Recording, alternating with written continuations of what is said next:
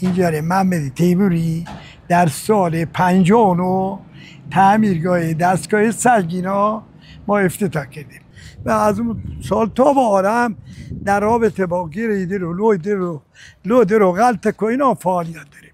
به به به. ما هم به همین واسطه چون که بابام بوده و شغل ایشون بوده سعی کردیم کمی دست کنیم که بابا باشیم و هرچی هم داریم و در زندگی یاد گرفتیم به خاطر توجهات بابا بوده.